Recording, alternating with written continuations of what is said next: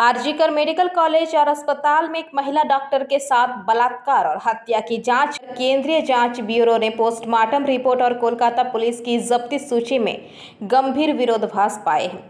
ये जानकारी जांच से जुड़े सूत्रों ने दी है। शुरुआती जांच कोलकाता पुलिस ने की थी, लेकिन सुप्रीम कोर्ट के आदेश के बाद ये मामला सीबीआई को सौंपा गया। नियमों के अनुसार जब शव को पोस्टमार्टम के लिए भेजा गया तो पुलिस को फॉरेंसिक टीम को पीड़िता के पहने हुए कपड़ों की जानकारी देनी चाहिए थी। इसी बिंदु पर सीबीआई ने जब्ती सूची और पोस्टमार्टम रिपोर्ट में अंतर पाया है। सूत्र के अनुसार पोस्टमार्टम रिपोर्ट में कहा गया है कि पीड़िता के निचले वस्त्र गायब थे, जबकि जब्ती सूची में जींस और महिला के अंतर्वस्त्र का उल्लेख है। सीबीआई के अधिकारी अब ये जानने की कोशिश कर रहे हैं कि ये विरोधाभास लापरवाही का परिणाम है या जानबूझकर किए गए हैं। पहले भी शहर की पुलिस द्वारा की गई प्रारंभिक जांच में कई खामियां सीबीआई के ध्यान में आई है, जिनमें यह नया विरोधाभास भी शामिल है। जांच अधिकारी इस बात पर भी ध्यान केंद्रित कर रहे हैं कि पीड़िता के माता पिता की अपील के बावजूद शव का अंतिम संस्कार जल्दबाजी में क्यों किया गया।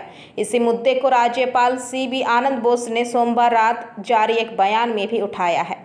राजभवन के बयान के अनुसार पीड़िता के माता पिता को गलत जानकारी देना, अपराध स्थल से छेड़छाड़ का आरोप, एफआईआर दर्ज करने में देरी, शव को जल्दबाजी में ठिकाने लगाना, पीड़िता के माता पिता की अपील को नजरअंदाज करना, तत्कालीन प्रिंसिपल का दूसरी प्रतिष्ठित मेडिकल कॉलेज स्थान में स्थानांतरण और कोलकाता पुलिस द्वारा अपराध स्थल से छेड़छाड़ को छिपाने का प्रयास करना, ये कुछ ऐसे मामले हैं जिनसे लोगों के मन में राज्य सरकार की मंशा पर संदेह उत्पन्न हुआ है।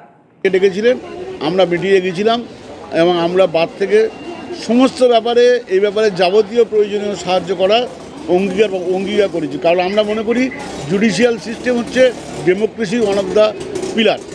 জুডিশিয়াল সিস্টেমে আক্রমণ হলে আমরা এর প্রতিবাদ করছি এবং কিন্তু হচ্ছে ঘটনা হচ্ছে পুলিশ সঙ্গে সঙ্গেই according to our information police সঙ্গে সঙ্গে হচ্ছে আমাদের যে অ্যাডিশনাল এসপি মিঠুনদের নির্দেশে সঙ্গে সঙ্গে পুলিশ ঘটনাস্থলে পৌঁছে এবং হচ্ছে পুলিশ সিসিটিভি ফুটেজ জোগাড় করেছে এবং হচ্ছে পুলিশ সিসিটিভিতে পুলিশ তদন্ত চালাচ্ছে এবং আমাদের যিনি এমপি অভিষেক বন্দ্যোপাধ্যায় উনি নিজে নির্দেশ দিয়েছেন প্রয়োজনীয় ব্যবস্থা নেওয়ার জন্য এবং আমরা বার অ্যাসোসিয়েশন সর্বতোভাবে সাহায্য করছি।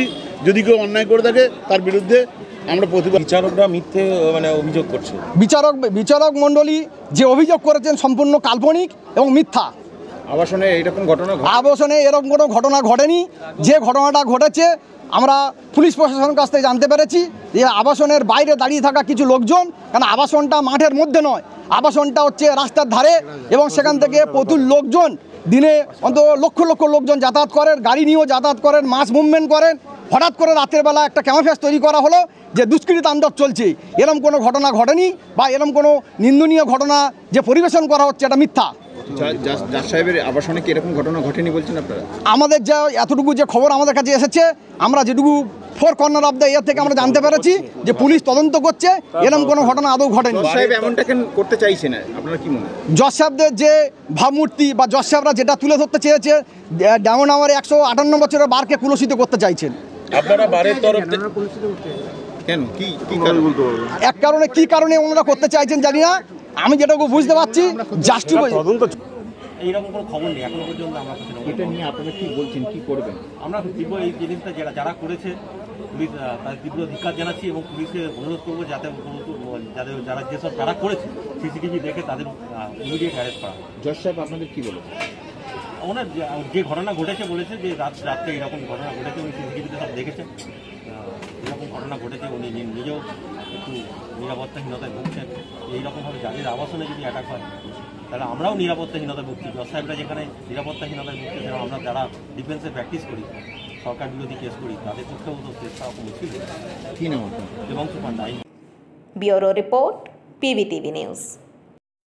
नियमित अपडेट एवं दुनिया भर की ताज़ा खबरों के लिए हमारे फेसबुक पेज को फॉलो एवं यूट्यूब चैनल को सब्सक्राइब करें। রানীগঞ্জ শহরের এনএসবি রোডে অবস্থিত সুসজ্জিত এবং মনোরম পরিবেশে অতিথিদের পরিষেবার জন্য তৈরি অতিথি in hotel and restaurant. Hotel অতিথি ইন পরিষেবায় থাকছে অত্যাধুনিক সুবিধাযুক্ত এসি রুম।